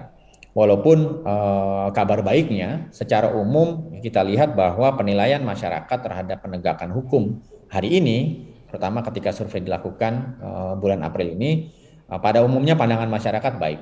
Tentu saja ada ruang-ruang di mana untuk perbaikan, tetapi sekali lagi menurut saya isunya ini kompleks, sehingga mungkin terutama teman-teman wartawan pasti perlu untuk menggali lebih dalam daripada hasil yang sudah disampaikan oleh Mas Burhan tadi. Ada perlu banyak narasi yang dituliskan oleh orang-orang, terutama wartawan yang memang mengikuti isu penegakan hukum ini, gitu. Sehingga agar tidak menjadi isu yang justru makin rumit. Yang kedua, seperti sampaikan Mas Burhan, memang tingkat penegakan hukum kita cukup tinggi, walaupun karena patokannya adalah 2010, sekarang 2022 gitu ya, ada banyak sekali tahun yang terlewat, kita tidak bisa dengan betul-betul mengatakan ada fluktuasi atau ada kenaikan yang signifikan, karena titik mulainya adalah survei yang dilakukan tahun 2010, dan seperti sampaikan Mas Burhan tadi, di antara tahun 2010 sampai 2022 mungkin datanya tidak ada. Tetapi sebagai starting point, saya kira dengan melihat sebagian besar angka kepuasan di antara para penegak hukum ini di atas 45, 50, 60, saya kira itu juga cukup baik ya. Karena sebelum ini kita punya persepsi bahwa masyarakat menilai kinerja penegak hukum itu mungkin kurang baik, tetapi angka memperlihatkan sepertinya tidak demikian. Paling tidak ada beberapa arena yang dianggap masyarakat itu adalah arena penegakan hukum yang baik. Poin yang ketiga, penegak hukum ini memang harus diawasi, ya kan? Karena dia merupakan institusi yang diberi kepercayaan mungkin pada banyak hal seperti polisi atau tadi ada TNI dan lain-lain, itu ada power yang diberikan kepada mereka. Ada power yang diberikan kepada mereka sehingga hubungannya dengan masyarakat menjadi asimetris kan, atau dengan siapapun ya, terutama terkait dengan penegakan hukum. Karena itu kita tentu harus mengawasi, dan mungkin survei adalah salah satu cara untuk mengawasi dan mengingatkan para penegak hukum bahwa masyarakat ikut memperhatikan apa yang dilakukan atau apa yang terjadi di dunia penegakan hukum kita. Tetapi pengawasan oleh masyarakat ini antara lain melalui survei mungkin juga bisa menjadi pisau bermata dua ya, karena saya kira ketika penilaian masyarakat dalam tingkat persepsi itu diberikan secara umum, mungkin dia akan menjadi masukan. Tetapi ada beberapa hal spesifik yang mungkin bisa jadi, misalnya ya, kita harus berhati-hati, trial by the mass, misalnya gitu ya, bahwa seberapapun misalnya saya ingin kasus minyak goreng ini diselesaikan, tersangka sudah diungkapkan gitu. Tetapi ketika misalnya ini Mas Burhan, mungkin ini bahan diskusi kita nanti di Persepi ya. Persepi. Ketika pertanyaannya, kalau dia terbukti ini dia dihukum mati apa hukum seumur hidup, macam-macam gitu. Itu saya kira akan mempengaruhi mungkin ya Pak Mahfud yang lebih ahli dalam soal ini, mempengaruhi hakim, mempengaruhi pembelanya, mempengaruhi jaksanya dan seterusnya, sehingga mungkin di sini kita harus agak pengawasan oleh publik ini seperti bisa bermata dua gitu kira-kira. Berbeda mungkin dengan sistem juri kalau di Amerika misalnya ya, yang akan memutuskan di pengadilan dia diisolasi gitu, dia tidak bisa melihat berita, tidak bisa membaca, diselidiki betul apakah punya latar belakang yang bisa mempengaruhi informasi dan seterusnya. Tapi survei semacam ini bisa bermata dua, dan ini mungkin diskusi lain untuk para surveyor, lembaga-lembaga seperti indikator dan teman-teman juga yang tergabung dalam Persepi yang kebetulan saya menjadi ketuanya ini. Yang keempat, tadi disampaikan juga, saya sampaikan, karena isunya kompleks penegakan hukum ini, tadi Pak Mahfud menyebutkan bahwa mungkin yang perlu dalam adalah pembangunan penegakan hukum. Tapi mungkin isu kompleks hukum semacam ini ada aspek politik penegakan hukum. Nah ini saya nggak tahu bagaimana mengcapture-nya dalam survei. Tadi Pak Mahfud saya kira agak berhati-hati bilang misalnya bahwa KPK hari ini kalau dibandingkan dengan KPK sebelumnya kinerjanya cukup baik secara kuantitatif. Tapi Pak Mahfud tidak menyebutkan kalau secara kualitatif penilaian Pak Mahfud bagaimana gitu. Jadi mungkin ada aspek-aspek politik yang mungkin kadang-kadang kalau dalam survei semacam ini tentu saja akan luput gitu, karena masyarakat hanya melihat apa yang dilakukan oleh penegak hukum, kemudian outputnya apa. Tetapi apa yang berada di baliknya mungkin bukan konsumsi survei, tetapi tentu saja ada banyak aspek-aspek politik lain. Dan karena itu ini juga aspek penting saya kira bahwa kalau penegakan hukum kita oleh persepsi masyarakat dianggap baik, tetapi akan tetap ada aspek-aspek politik penegakan hukum, yang itu adalah isu serius juga dalam konteks kita di Indonesia. Kemudian ada yang kelima, pertanyaan menarik dari Bung Burhan tadi, apakah kinerja kepolisian dan kejaksaan mempengaruhi approval rating presiden? Saya kira jawabannya ya jelas iya, karena dua institusi ini berada di bawah presiden, sehingga memang bagaimana pandangan presiden terkait dengan soal-soal hukum akan mempengaruhi bagaimana para penegak hukum yang berada di bawah presiden ini bekerja, ya kan? Sehingga kalau mereka responsif dan juga tentu saja menegakkan hukum secara indiskriminatif, approval rating terhadap presiden tentu saja akan membaik. Dan ini kan sering kita lihat dalam periode pemerintahan sebelumnya juga hal yang sama gitu ya. Ketika misalnya ada kasus-kasus korupsi yang menimpa jajaran pemimpin-pemimpin kita sebelumnya gitu ya. Apakah kepolisian atau kejaksaan meresponnya dengan baik, itu mempengaruhi approval rating kita, tingkat kepercayaan kita terhadap presiden yang sedang menjalankan kekuasaan. Yang terakhir, ini karena pendek saja, kita bergembira dengan hasil surveinya teman-teman di indikator ini, bahwa trust masyarakat terhadap kinerja para penegak hukum kita cukup baik, cukup tinggi. Ini saya kira persoalan yang penting di masa hari ini terutama, karena kita tahu di tengah masa recovery ekonomi pasca pandemi, ekonomi kita relatif agak berada dalam situasi yang tidak menguntungkan. Kemudian juga ada ketidakpastian terhadap beragam hal, ya kan? Perang di Rusia, Ukraina mungkin mempengaruhi harga-harga bahan pangan. Mungkin ada soal-soal lain terkait minyak goreng yang tadi ditanyakan dalam survei. Karena itu masyarakat perlu untuk melihat bahwa pemerintah dan penegak hukum akan melakukan pekerjaannya dan memenuhi rasa keadilan masyarakat.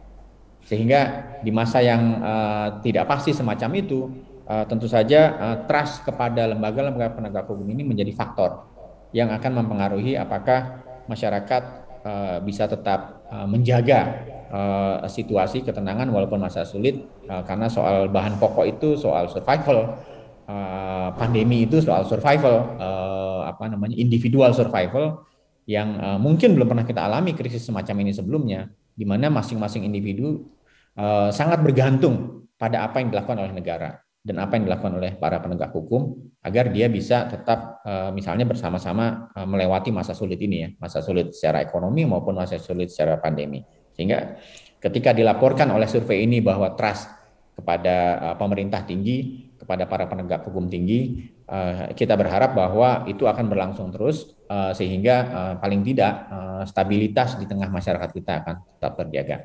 Mungkin 7 poin itu aja yang bisa saya sampaikan, Mbak Aprilia. Terima kasih. Assalamualaikum warahmatullahi wabarakatuh. Waalaikumsalam warahmatullahi wabarakatuh. Terima kasih Philips sudah memberikan respon tanggapannya. Terima kasih Bapak-Bapak narasumber sekalian. Langsung saja saya masuk ke sesi tanya jawab. Untuk para peserta, jika ada yang ingin bertanya kepada ketiga narasumber kita, silakan untuk boleh klik raise hand dan mengaktifkan video dan audionya dan langsung bertanya kepada ketiga narasumber kita. Sejenak saya melihat dulu di kolom chat, rupanya sudah ada pertanyaan ini. Saya bacakan terlebih dahulu, Bapak-Bapak. Dari Maya In Media. Mohon pendapat Pak Burhan dan Pak Mahfud, apa hal mendasar yang harus dilakukan kejaksaan selanjutnya agar apresiasi yang sudah baik dari masyarakat ini bisa melebihi institusi lain, misalnya kepolisian. Silakan, boleh Pak Mahfud terlebih dahulu. Ya, pertama gini, kejaksaan itu harus transparan seperti yang dilakukan akhir-akhir ini. Kejaksaan itu sudah sering memberi keterangan setiap perkembangan perkara. Itu jangan sampai yang kasus ini tiba-tiba hilang tidak terdengar itu. Sekarang sudah ada sistem, Mbak Aprilia, di kejaksaan itu. Ya terkait dengan polisi, kejaksaan, pengadilan. Sekarang ada SPPT ya, sistem penanganan perkara yang terintegrasi dengan IT, dengan informasi teknologi informasi. Nah, di situ rakyat atau institusi terkait akan tahu perkara ini masuk tanggal berapa sekarang sampai di mana, apa masalahnya, kenapa belum naik ke sini, kenapa belum meningkat ke sini, dan seterusnya. Itu kita sudah mulai untuk itu. Dan saya kira kejaksaan yang sekarang sudah mulai mendapat apresiasi yang lebih, menurut saya tinggal meningkatkan anunya aja sekarang, produktivitasnya. Karena begini ya, kalau melihat situasi korupsi di Indonesia itu kan banyak banget, yang dilaporkan juga banyak banget gitu ya, sehingga saya katakan menangkap korupsi di Indonesia itu sebenarnya gampang gitu. Kan ada orang bilang, oh kalau ini yang jadi Kejaksaan Agung nggak bakal berani, kalau ini jadi KPK nggak berani, kalau ini polisinya berani. Loh, korupsinya banyak nggak berani kemana? Kalau tidak berani ngambil yang selatan, ambil aja yang timur, banyak kok gitu. Nah di situ bisa meningkatkan itu tadi, kuantitas penindakan. Tetapi tentu seperti yang dikatakan Pak Warmonte tadi, kita kan tidak hanya bicara kuantitas di sini, harus bicara kualitas juga gitu. Nah disitulah pembinaan di kejaksaan itu kan ada juga pengawas, ada jambin namanya pembinaan, ada jamwas, jaksa agung, pengawasan dan sebagainya. Itu harus bekerja secara lebih lebih keras gitu, agar lembaga kejaksaan itu terus membaik dan membaik. Mbak Aprilia. Baik, terima kasih Pak Mahfud. Ada tambahan, Pak Mas Burhan?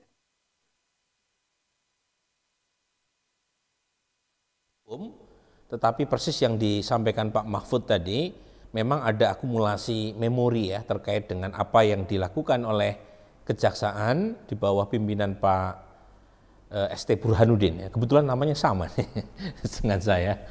Nah, terutama memang belakangan ini ya Mbak April ya, kalau kita lihat ada kasus-kasus besar yang sebelumnya mungkin nyaris tidak terbayangkan itu bisa ditangani oleh kejaksaan. Kasus Jiwasraya, kasus Asabri itu bukan main-main itu, karena melibatkan banyak elit di negeri ini ya, termasuk mereka yang dulu pernah sangat berkuasa, dan tentu saja ada kolaborasinya dengan pengusaha, termasuk isu korupsi satelit Kemenhan. Jadi bukan hanya isu migornya, migor mungkin karena resonansinya yang kuat dengan publik, karena banyaknya masyarakat yang merasakan kelangkaan minyak, tapi persis seperti kasus Satgas BLBI, masyarakat yang tahu kasus-kasus yang ditangani oleh lembaga penegak hukum itu kecil sekali. Misalnya kasus satelit Kemenhan itu yang tahu cuma 9,9%. Jiwasraya agak lumayan kan, 21% tahu. Asabri kecil juga cuma 14% ya. Jadi memang ada banyak terobosan oleh pihak kejaksaan, dan itu menegaskan, misalnya kalau ditanya kan kenapa orang nggak suka kejaksaan, kan paling biasanya itu dianggap kurang adil. Nah, langkah-langkah kejaksaan belakangan ini tuh coba mengoreksi hal-hal yang negatif tadi ya. Termasuk misalnya tadi Prof. Mahfud menyebut isu restoratif justice. Itu hal yang menurut saya krusial juga itu, karena kalau misalnya kejaksaan selama ini dikritik atau mungkin kepolisian dikritik ya, hanya berani ke bawah, tumpul ke atas, beberapa terobosan belakangan mencoba mengoreksi hal-hal yang selama ini dipersepsi negatif tadi. Nah, isu restoratif justice itu kira-kira ingin menunjukkan bahwa lembaga penegak hukum juga punya ini rasa manusiawi, ketika semuanya coba diselesaikan dengan jalan yang memulihkan keadaan seperti sebelum kejahatan itu terjadi. Jadi detailnya saya tidak tahu Mbak, tetapi intinya kalau kita lihat tadi clear ya, kalau misalnya masyarakat tidak yakin terhadap apa yang dilakukan oleh pihak kejaksaan, ya bukan tidak mungkin trust terhadap kejaksaan kemudian akan turun. Jadi ini trust terhadap kejaksaan atau penilaian terhadap kepolisian atau lembaga penegak hukum yang lain itu kita tempatkan secara bersyarat. Begitu ya kira-kira Bung Philip ya. Jadi kita menilai survei itu sesuai dengan apa yang kita temukan pada saat data collecting itu dilakukan. Jadi kalau kemudian kejaksaan, kepolisian, KPK, hakim ternyata tidak cukup cakap untuk mempertahankan trust publik tadi, ya jangan kaget kalau kemudian hari skor kejaksaan melorot. Kalau misalnya kasus-kasus yang ditangani kejaksaan tidak mampu diselesaikan dengan tuntas dan ada banyak PR yang menurut publik tidak bisa diselesaikan oleh kejaksaan, ya jangan kaget kalau kemudian survei di beberapa waktu kemudian kejaksaan trustnya menurun. Jadi itu saja supaya lebih proporsional. Jadi kalau pas positif ya kita apresiasi, kalau pas negatif ya kita kritik gitu kan, enak itu. Nah, sedikit soal tadi Prof Mahfud menyebut soal hakim ya. Kebetulan Prof, kalau kita lihat skor rata-rata dari 4 lembaga penegak hukum, hakim yang berada di bawah Mahkamah Agung ini memang skornya paling rendah memang dibanding 3 ya. KPK, Kejaksaan, Kepolisian, means paling rendahnya itu hakim. Dan selisihnya signifikan sama 3-3-nya. Jadi memang ada banyak masyarakat yang belum tahu soal kewenangan kejaksaan seperti yang tadi Bung Philip singgung dan kemudian disamakan dengan pihak hakim. Tapi di antara yang tahu memang umumnya hakim skornya paling rendah dalam konteks penegakan hukum yang berkaitan dengan pemberantasan korupsi. Begitu jawaban saya sementara. Baik, terima kasih Mas Burhan. Mas Philip, mungkin ada pandangan atau tambahan? Silakan. Nggak ada Mbak, Prof Mahfud dan Mas Burhan sudah lengkap saya kira. Baik, terima kasih. Bicara soal bagaimana tadi yang dikatakan oleh Mas Burhan, Pak Mahfud juga begitu ya, mengenai trust publik kepada penegak hukum yang ada di Indonesia, ada kejaksaan, ada kepolisian, ada juga KPK begitu. Namun banyak sekali isu yang berkembang di masyarakat mengenai apakah betul-betul bersinergi ini penegak hukum yang ada di negara kita. Sebenarnya seperti apa sih Pak bentuk sinerginya begitu penegakan hukum yang ada di negara kita? Silakan Pak Mahfud. Ya begini ya, setiap lembaga penegak hukum itu punya amanat dan punya payung undang-undang sendiri. Ada undang-undang kepolisian, undang-undang kejaksaan, undang-undang KPK. Nah di situ sebenarnya masing-masing sudah punya jalur gitu. Polisi itu bagian penyelidikan, jaksa penuntutan. Bahkan juga misalnya polisi dalam hal tertentu bisa juga penyidikan, langsung ke penyidikan dan seterusnya gitu. Itu sudah ada bagian-bagiannya sendiri. Nah oleh sebab itu sinerginya bagaimana? Kalau ada sesuatu yang tidak sinkron gitu. Biasanya kalau sudah berdasar undang-undangnya masing-masing kan itu sudah selesai. Kalau kejaksaan itu menunggu dulu pelimpahan berkas dari kepolisian untuk penuntutan gitu atau penyidikan. Nah, kalau ini macet dan itu menarik perhatian masyarakat, itu biasanya Menko turun tangan. Gimana? Anda kok macet ini ditunggu ini? Atau Anda misalnya benturan dengan ini. Dan misalnya yang kemarin tuh kasus Nur Hayati. Ini contoh sinerginya begini. Nur Hayati itu melaporkan kepala desanya korupsi. Terjadinya korupsi sejak tahun 2018 ya. 2018 sampai 2020 baru melapor. Nah, dia lapor ke kepala permusyawaratan desa. Kepala permusyawaratan desa lapor ke polisi bahwa kata dia ini Bu Nur Hayati melapor bahwa kepala desanya korupsi. Ini bukti korupsinya. Lalu kepala desa jadi tersangka, ya dilimpahkan ke kejaksaan oleh polisi. Lalu kejaksaan memerintahkan, lah ini kok tersangkanya kepala desa yang melapor kok sampai 2 tahun tuh patut diduga juga gitu ya. Patut diduga kok sampai 2 tahun baru ngelapor gitu. Harus diperiksa juga, apalagi dia bukan pelapor gitu. Lalu kejaksaan memerintahkan ke polisi supaya diperiksa, tiba-tiba polisi menyatakan ini tersangka juga gitu. Hasil pemeriksaan kan salah itu anunya, karena udah tersangka diserahkan kejaksaan juga sudah menyatakan P21 gitu. Nah di situ terjadi kesalahan, masyarakat ribut, lalu kita katakan tuh harus dibatalkan, tapi membatalkannya gimana? Kata kejaksaan, serahkan dulu Nur Hayatinya ke saya, baru nanti saya bebaskan. Tapi si polisinya minta, enggak, kembalikan dulu ke saya, bilang aja bahwa ini belum lagi memenuhi syarat. Jaksa enggak bisa karena ini sudah memenuhi syarat gitu. Akhirnya masing-masing rebutan, hampir macet kan. Nah di sini Menko turun tangan gitu agar terjadi penyelesaian itu. Gimana dong penyelesaiannya? Udah serahkan aja, misalnya sekarang kompak saja, polisi formalitas saja menyerahkan tersangkanya, lalu begitu diserahkan jaksa membebaskan, dia sudah diserahkan, ternyata dibebaskan dari segala tuntutan, jadi tidak dituntut, ya bebas gitu. Nah kira-kira begitu. Kalau sinergisitasnya sebenarnya udah rapi diatur oleh masing-masing undang-undang. Gitu. Baik. Terima kasih. Atur dalam undang-undang ya, Pak Mahfud ya. Cuman sepertinya masyarakat melihat ini seperti ya bersaing aja nih, apalagi antara KPK dan juga kejaksaan begitu untuk mengurusi khususnya masalah korupsi.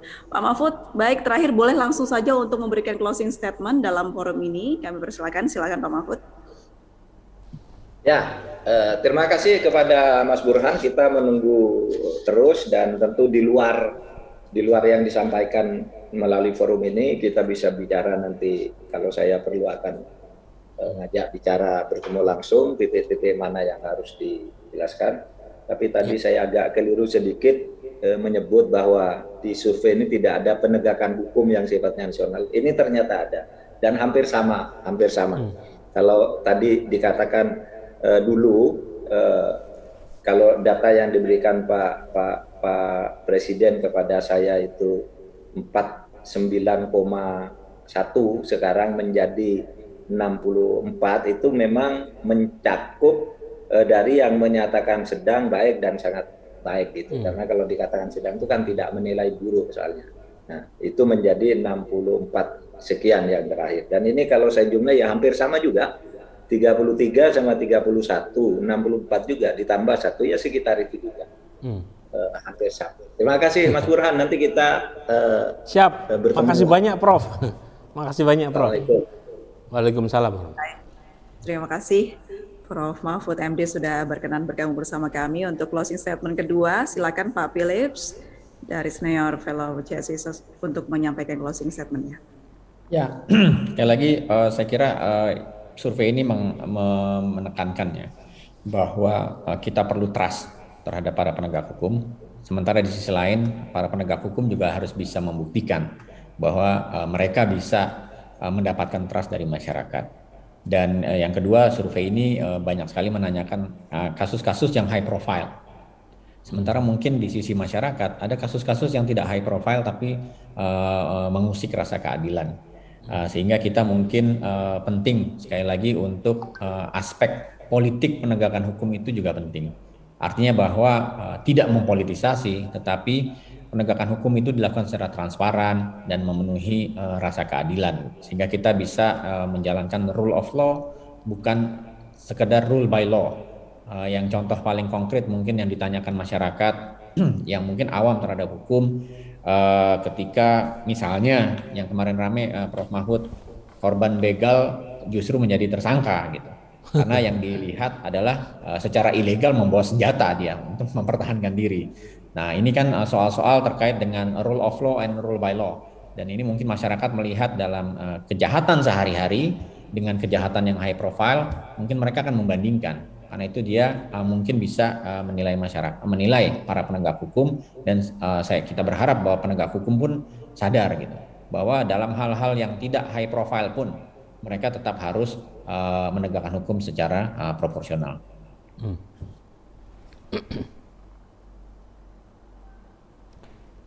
Baik, cukup Pak Philips? Ya, Mbak, cukup. Oke, terima kasih Pak Philips atas closing statement-nya. Dan yang terakhir selaku tuan rumah, saya persilakan Mas Burhanuddin.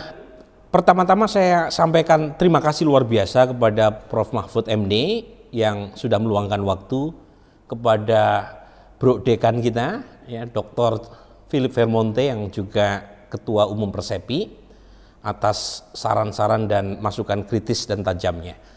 Nah yang kedua, saya setuju kita perlu rutin melakukan survei, menggali opini publik terkait dengan banyak hal termasuk isu hukum, dan masukan publik ini penting buat para policy makers.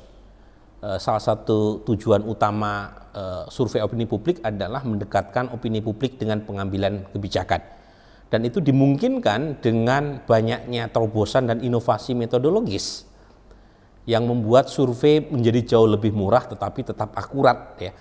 Jadi selama 2 tahun terakhir di masa pandemi justru kami bersama kawan-kawan di Persepi tertantang untuk melakukan proses inovasi metodologis termasuk dengan survei dengan memanfaatkan telepon ya. Terakhir kita juga beberapa kali rilis survei online ya. Karena memang ada penetrasi mereka yang terakses telepon, penetrasi mereka yang terakses internet. Yang sekarang telepon saja sudah mencakup 83% dari populasi.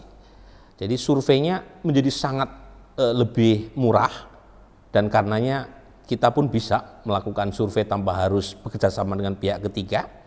Kemudian yang kedua, surveinya juga bisa lebih cepat. Nah ini yang penting ya. Jadi survei lebih cepat. Kalau tatap muka nggak mungkin. Survei tatap muka dari turun ke lapangan sampai laporan bisa selesai dalam seminggu. Tapi kalau survei telepon memungkinkan dan itu akan sangat membantu buat kita mengetahui opini publik tentang banyak hal yang mungkin akan berguna buat para policy makers baik yang ada di eksekutif, baik yang ada di legislatif maupun yudikatif. Saya kira itu sebagai closing statement saya. Sekali lagi terima kasih buat narasumber Pak Mahfud dan Mas Philip, termasuk buat seluruh media yang bersedia untuk ikut hadir meskipun waktu sudah menunjukkan detik-detik menjelang mudik dan lebaran, tapi masih semangat untuk mengikuti rilis survei terakhir kita. Terima kasih sekali lagi. Assalamualaikum warahmatullahi wabarakatuh. Waalaikumsalam warahmatullahi wabarakatuh. Terima kasih Mas Burhanuddin Murtadi, PhD, Direktur Eksekutif Indikator Politik Indonesia, sudah memberikan closing statement-nya di acara siang hari ini. Saya ucapkan terima kasih banyak kepada seluruh narasumber, Profesor Dr. Muhammad Mahfud MD, Menko Polhukam RI, yang juga pakar hukum Indonesia, serta Pak Philips J. Vermonte, PhD, Senior Fellow CSIS, serta Dekan Fakultas Ilmu Sosial UII. Terima kasih banyak Bapak-Bapak sudah bergabung terima kasih, bersama Prof. kami. Bro Philip, thank you. Terima kasih, thank you. Terima kasih semuanya. Ya, Assalamualaikum. Terima kasih kepada seluruh para peserta ya, juga rekan-rekan wartawan yang sudah bergabung dalam forum ini. Rilis Survei Nasional Indikator Politik Indonesia atas partisipasi dan atensinya. Semoga rilis survei juga sharing ilmu hari ini memberikan informasi dan wawasan baru untuk Bapak Ibu sekalian dan bermanfaat untuk panduan literasi serta bahan materi pengambilan kebijakan pemerintah. Mewakili seluruh panitia penyelenggara, saya mohon maaf apabila ada hal yang kurang berkenan. Wassalamualaikum warahmatullahi wabarakatuh. Selamat menjalankan ibadah puasa Bapak Ibu sekalian.